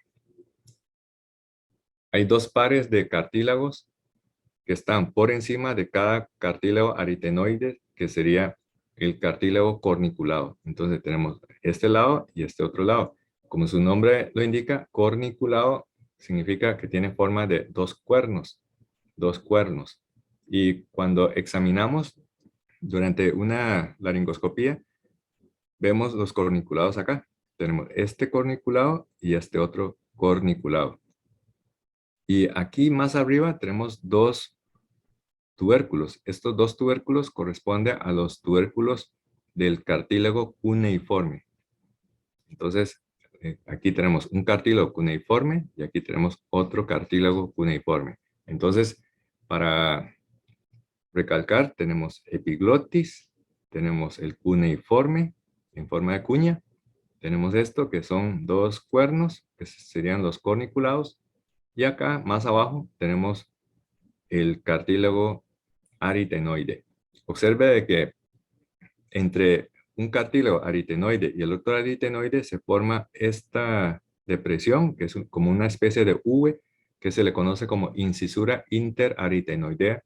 Esta traba anatómica es importante porque a veces cuando tratamos de avanzar el tubo endotraqueal, cuando utilizamos intubación con un broncoscopio o cuando utilizamos un buggy, a veces se queda la punta del tubo trabado, pero eso se puede sortear cuando hacemos un giro antihorario de 90 grados y de esa manera el bisel del tubo va a pasar fácilmente entre la incisura interaritenoidea.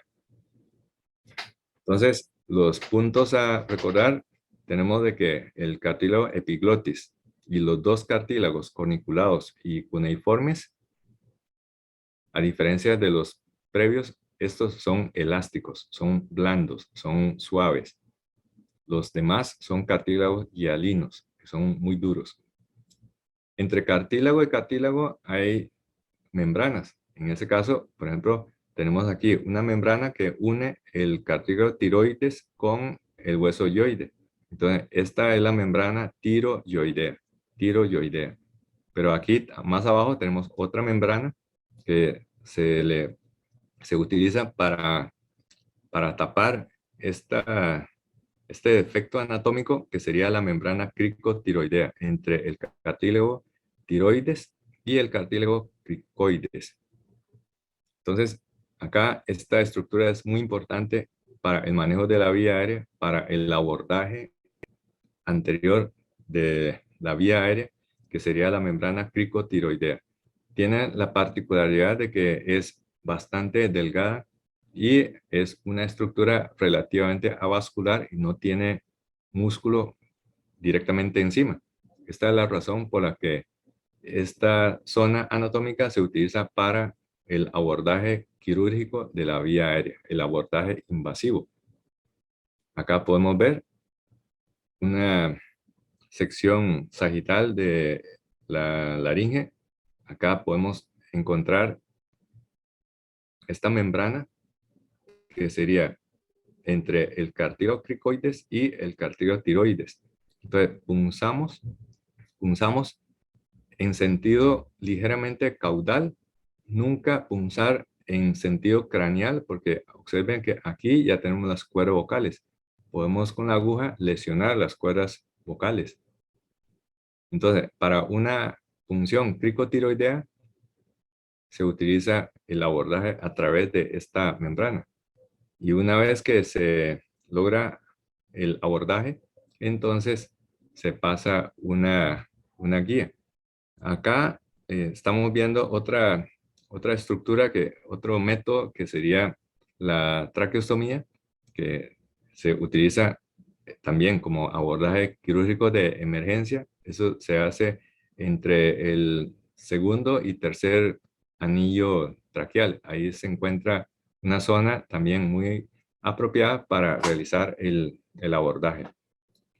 Bueno, y una vez que logramos pasar, entonces introducimos la cánula que tiene su respectivo balón y método de fijación. Es, es de lumen relatente delgado, así es que cuando utilizamos una cricotirotomía es un método de vía aérea relatente transitoria. Mientras tanto, se debe de hacer un plan para una resolución definitiva de la vía aérea. También cuando mencionamos la membrana cricotiroidea, debemos recordar de que es una estructura anatómica muy útil para hacer el abordaje retrógrado de la vía aérea. El abordaje retrógrado o la intubación retrógrada consiste en punzar la membrana cricotiroidea con una aguja convencional, una jeringa que está llena de solución salina para que cuando entre la vía aérea se vea el burbujeo, y una vez que ya vemos las burbujas, entonces pasamos una guía de Seldinger. Una guía de Seldinger que va a salir por la boca o sale por la nariz. Si sale por la nariz y necesitamos que la intubación sea por la boca, entonces con una pinza de McGill podemos pescar la guía de Seldinger y sacarlo por acá y después deslizar el tubo siguiendo la ruta trazada por la guía de Seldinger. Si necesitamos que salga por la nariz, entonces podemos retraer un poco la guía, avanzar nuevamente y de esta forma podemos también que la guía salga por la cavidad nasal. Si no se pudiera, entonces hay un truco que es bastante sencillo, que es introducir una sonda nasogástrica, sacar la sonda nasogástrica por la boca y luego la guía de Seldinger, entonces la metemos por la sonda nasogástrica para que ahora, siguiendo la ruta de la sonda nasogástrica, salga por la nariz y el resto es igual que la intubación retrógrada por la boca. Acá vemos una intubación nasal, nasotraqueal, con la técnica de la intubación retrógrada. Se punza aquí en la membrana cricotiroidea y una vez que ya la guía está acá, entonces podemos deslizar el tubo siguiendo la ruta. Obviamente, la punta del tubo queda trabada acá en el sitio de punción. Para que termine de avanzar, tenemos que jalar la guía de Seldinger hasta retirarlo para que el tubo pueda avanzar y quedar en una posición completamente traqueal. También existe otros ligamentos. Acá tenemos el ligamento que une el hueso hyoides con el cartílago tiroides. Entonces, este es el ligamento tiroyoideo. Tiroyoideo. Acá tenemos el ligamento tiroyoideo, pero aquí también hay otro que es el ligamento tiroyoideo lateral. Aquí es pequeñito, resaltado de color verde. También hay otro ligamento importante que es el ligamento vocal, importantísimo para la fonación. Y hay otro ligamento para dar el refuerzo, que es el ligamento cuadrangular, aquí resaltado de color verde. Todos estos ligamentos ayudan a dar soporte y refuerzo a esta estructura tubular que sería la laringe. Otro es el ligamento vestibular, que tiene que ver con la tensión del ligamento de la membrana vestibular. En ese caso sería para las cuerdas vocales falsas. Quizás nosotros estamos más interesados en ver esta vista, que es la que buscamos cuando hacemos la laringoscopía. Cuando vemos esta laringoscopía, esta vista así, entonces fácilmente podemos tomar la decisión de insertar el tubo, porque este tiene que avanzar entre las cuerdas vocales. Aquí tenemos las cuerdas vocales abiertas, aquí tenemos ya las cuerdas vocales cerradas. Entonces, para reforzar el aprendizaje, tenemos que aprender cada una de esas estructuras que conforma el reborde de la apertura glótica. Vamos a ver. Son 10 estructuras que tenemos que aprender a identificar.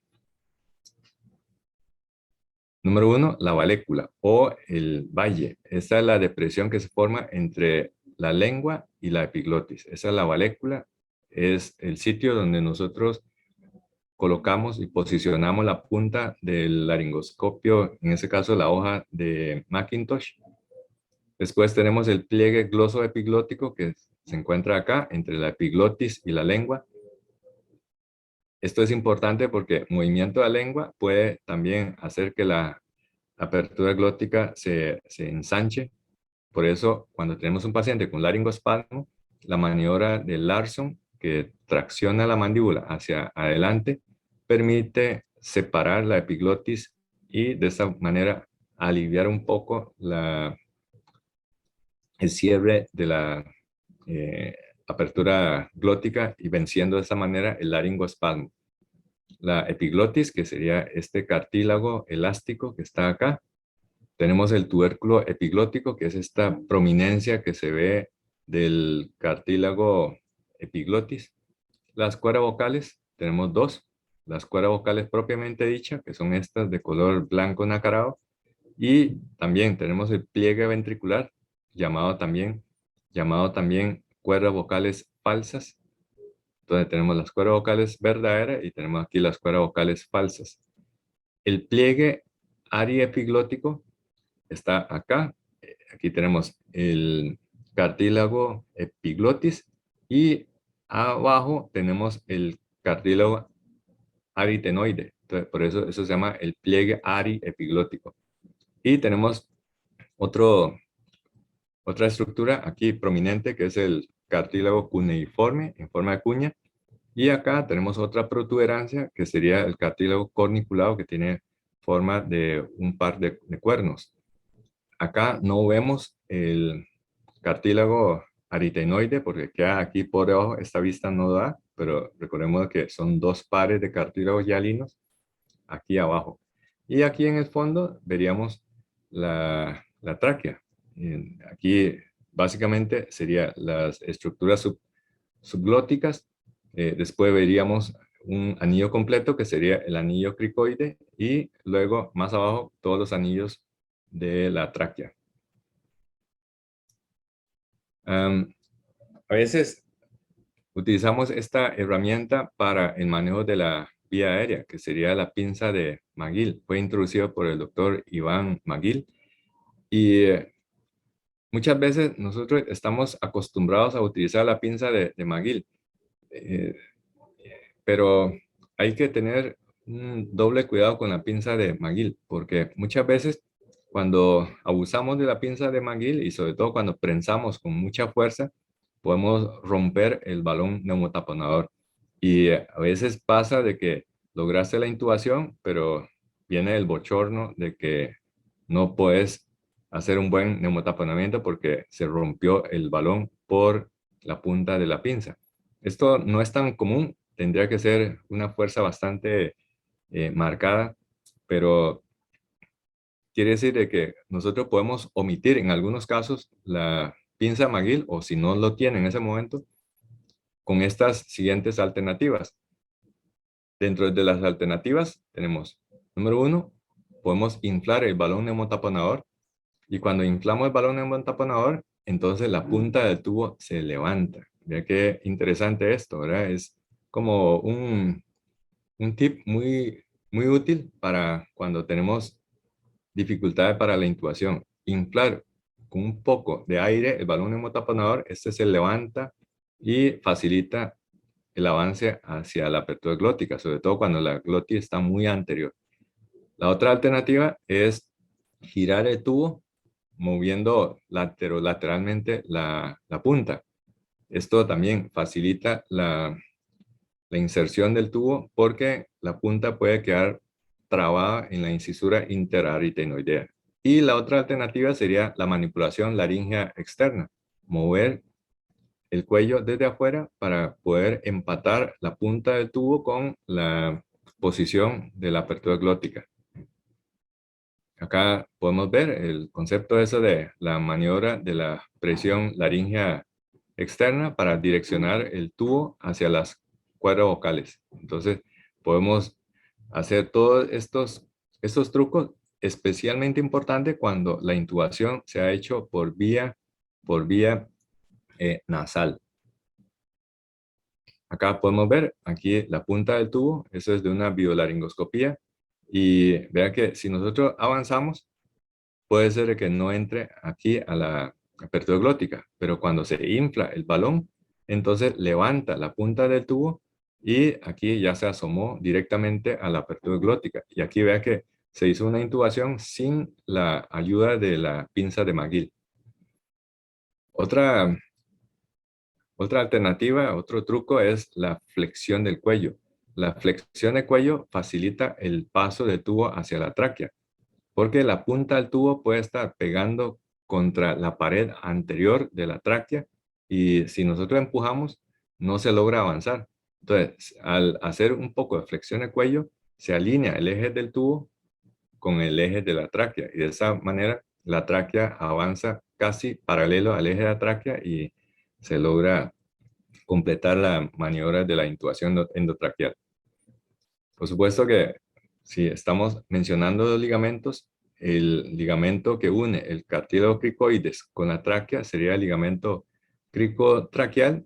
Esta zona no se utiliza para el abordaje de la intubación retrógrada, tampoco de la cricotirotomía y tampoco de la traqueostomía. La traqueostomía se hace generalmente entre el segundo y tercer anillo traqueal. Acá se encuentra esta membrana y por aquí se hace la traqueostomía.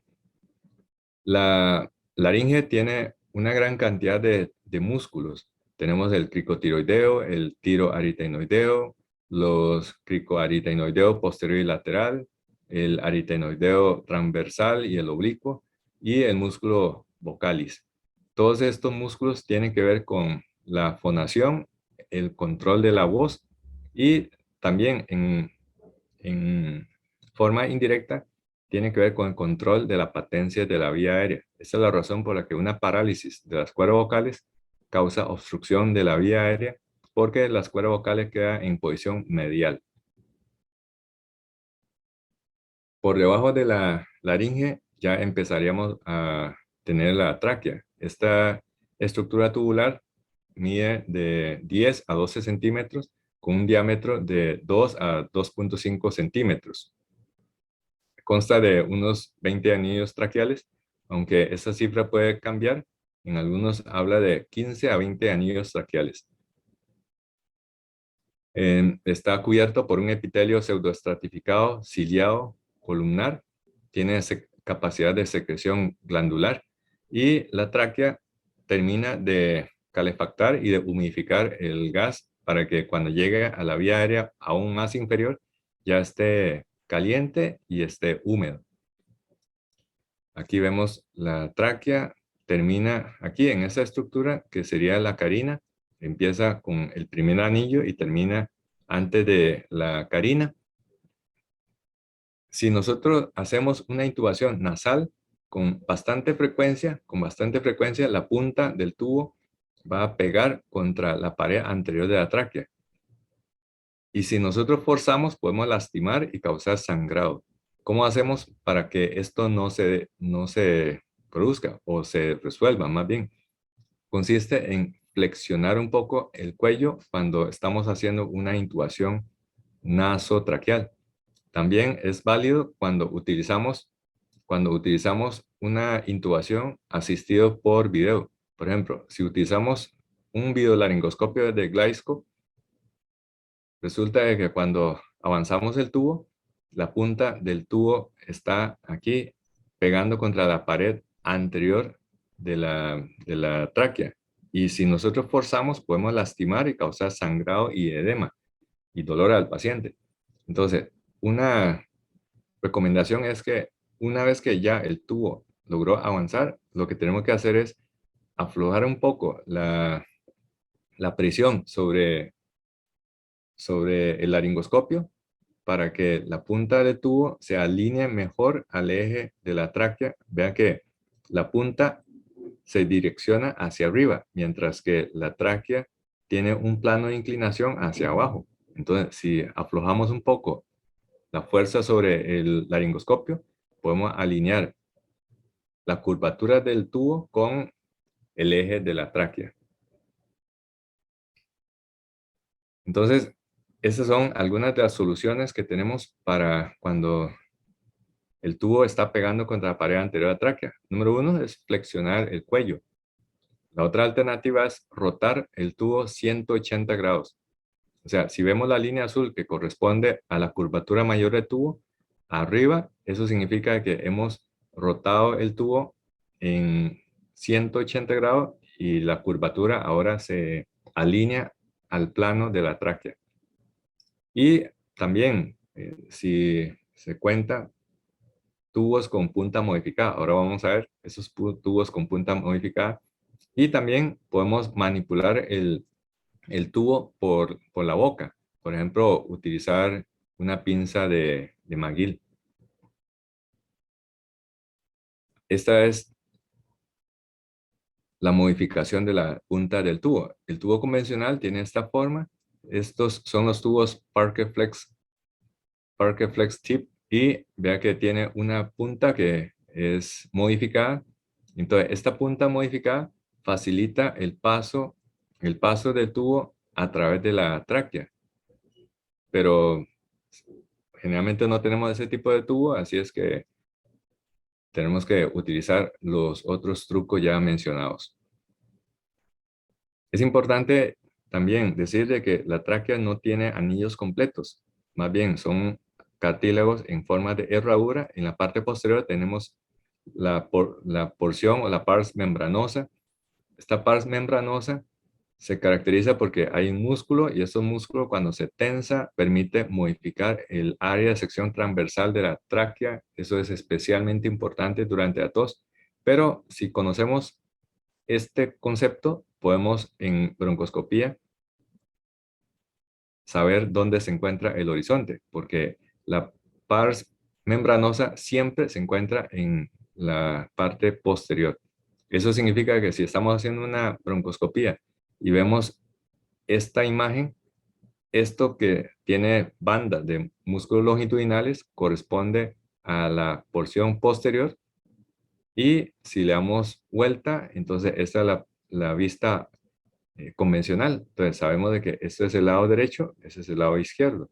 Pero si no tenemos ese concepto, podemos creer de que ese es el lado derecho. La tráquea también es una estructura muy importante que hay que proteger.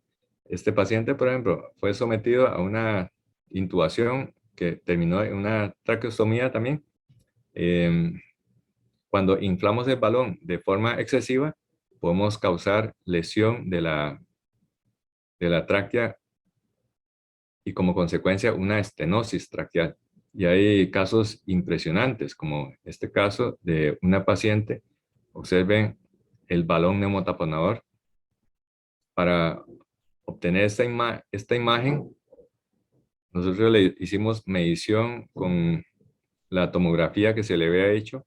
Tiene un volumen de 52 mililitros. Hicimos la medición de este volumen del balón con la ayuda de la tomografía digital, y es impresionante, ¿verdad? Como, vean aquí, este es el balón neumotaponador. Aquí prácticamente estalló la tráquea. De hecho, terminó la paciente con una resección traqueal y tuvo una evolución bastante aparatosa. Y aquí ustedes pueden ver el neumogastrio porque al estallar, prácticamente explotar la tráquea, entonces no había manera de sellar y el gas se iba hacia el estómago. La consecuencia es que si no protegemos la tráquea, regalamos al paciente esto, que es una estenosis traqueal como consecuencia de la lesión traqueal y la cicatrización concéntrica. Acá el lumen estaba en apenas 5 milímetros. Esta fue la pieza quirúrgica de un paciente que fue sometido a una resección traqueal. Pero la tráquea es sumamente importante cuando manipulamos la vía aérea. Aquí podemos ver un paciente con un bocio gigante. Este paciente con el bocio gigante estaba teniendo un efecto de compresión sobre la tráquea. Vean cómo aquí la columna aérea tráquea está desplazada hacia el lado derecho. Y si vemos acá, nos damos cuenta de que tiene proyección intratorácica, porque la columna aérea tráquea está aquí limitada. Y si hacemos una medición, aquí nos damos cuenta de que la tráquea está, en lugar de ser una estructura casi circular, está aplastada y tiene una estructura en forma de una ojiva con 6.4 milímetros de diámetro. Aquí otro ejemplo, vea cómo un bocio de proyección intratorácica está desplazando la tráquea y cuando se da un trago de bario, aquí se puede ver cómo también el esófago está compresionado y está desplazado también hacia el lado derecho. Bueno, y más abajo tendríamos la carina que es esta estructura, se llama carina porque recuerda la parte anterior del barco. Esta parte anterior se llama la carina, que sirve para cortar el agua y disminuir la fricción al avance de un barco. La carina, la carina es importante porque cuando hacemos intubación con un tubo de doble lumen, el lumen tiene que irse al lado donde nosotros queremos que llegue y no que quede en la tráquea o se vaya al lado opuesto. El tubo de doble lumen se utiliza para algunas cirugías en donde queremos prevenir, aparte de que facilita la labor del cirujano, queremos prevenir la broncoaspiración cruzada. Imagínense como se ve acá, en este caso, todo este lado donde se está operando se ve llenado con sangre, pero vea que en el lado opuesto está completamente limpio, porque el tubo de doble lumen protegió al separar el pulmón derecho con el pulmón izquierdo. Ahora, si esto no existiese, con total seguridad existiría la broncoaspiración cruzada. Entonces, nosotros podemos, con pinzar un lumen o el otro lumen, controlar la ventilación en el lado del pulmón que queremos. Pero para eso tenemos que dejar el tubo en una posición óptima. Y ahora que contamos con broncoscopio, podemos corroborar fácilmente para obtener esta vista. Acá vemos la carina, vemos estas bandeletas de músculos longitudinales que corresponden a la porción posterior. Eso significa que ese es el bronquio derecho, ese es el bronquio izquierdo. Y estamos viendo a través del lumen traqueal del tubo de doble lumen. Y aquí se puede ver cómo el lumen bronquial se fue para el lado izquierdo. De hecho, se puede apreciar una pequeña lengüeta que corresponde al balón bronquial. Ya con esto, el paciente está en condiciones óptimas de separación lado a lado. Bueno, para ir terminando, tenemos finalmente los bronquios, que son dos principales, y luego tenemos los bronquios lobares. Los dos principales son el derecho y izquierdo, y los lobares sería para cada uno de los lóbulos. Como son 6 lóbulos, entonces tenemos los bronquios para cada uno de esos lóbulos. Y después tenemos los bronquios segmentarios. Esos bronquios tienen la particularidad de que son de cartílago que le da el soporte, y también tiene una mucosa que contiene gran cantidad de células caliciformes que son responsables de la secreción de la lubricación, así como la función de protección. contra partículas, contra los gérmenes. Acá tenemos los dos bronquios principales. Ese es el derecho, que es más corto, y el izquierdo, que es más largo. Esta es la razón por la que la colocación de un tubo de doble lumen para el lado derecho sea mucho más de reto en comparación con el tubo de doble lumen cuando colocamos hacia el lado izquierdo, porque la longitud del bronquio izquierdo es mucho más largo. Después de los bronquios principales, tenemos los bronquios segmentarios. Entonces, estos son los segmentos pulmonares. Y acá hay un segmento muy importante, es este. Este es el segmento 6 del pulmón derecho. Es el orificio que se abre más posterior y más vertical en comparación con todos. Por eso, cuando hay una broncoaspiración, la parte que más se afecta es el segmento 6 del lóbulo inferior derecho. Aquí se puede ver un ejemplo clásico. Este paciente tuvo una broncoaspiración, tiene afectación del lado izquierdo, pero acá la afectación más importante es del lado derecho. Y aquí ustedes pueden ver cómo inclusive tiene un nivel hidroaéreo. Fue una broncoaspiración que se complicó con una neumonía necrotizante. Acá también, para entender la broncoaspiración, este paciente, cuando le hicieron una intubación endotraqueal, le taparon un diente y el diente fue broncoaspirado. Aquí ustedes pueden ver la pieza. Y lamentablemente, días después, empezó a tener un infiltrado pulmonar y el paciente tuvo una neumonía. Es lógico pensar de que el diente es una pieza que tiene gran cantidad de bacterias y se terminó de complicar torpemente con una neumonía. Y las partes más distales, obviamente, son los alvéolos, los sacos alveolares. Esto representa la división de 21 a 23 a partir de la carina. Son alrededor de 300 millones de alvéolos para conformar una superficie de intercambio gaseoso semejante a una cancha de tenis, que sería de unos 70 metros cuadrados. Bueno, para finalizar, entonces quisiera dejarles los siguientes mensajes. Son dos mensajes importantes. Primero, que cuando vamos a practicar manejo de la vía aérea, vamos a tener a disposición una serie de aparatos, de dispositivos y de técnicas. Pero necesitamos curva de aprendizaje. Y para entender la curva de aprendizaje, tenemos que entender este gráfico. Es la curva de tiempo contra resultados. Entonces, aquí inicio de tiempo y aquí el tiempo corriendo.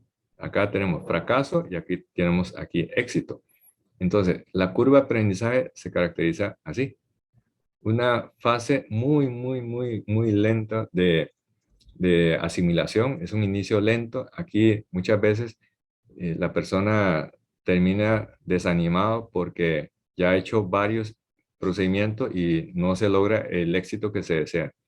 Pero a partir de un punto de inflexión aparece un crecimiento rápido, que es lo que nosotros decimos en lenguaje cotidiano, ya le agarró el toque.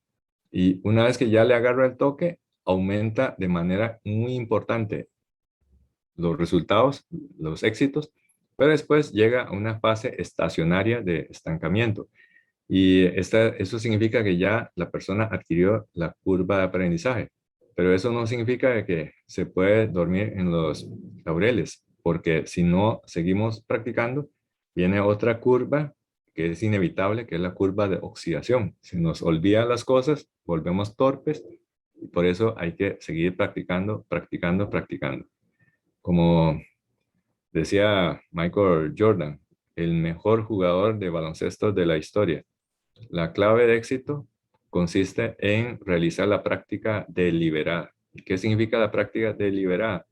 Practicar, practicar, practicar. Pero, y no solo practicar, practicar aplicando también el debriefing, que es el análisis reflexivo de los resultados.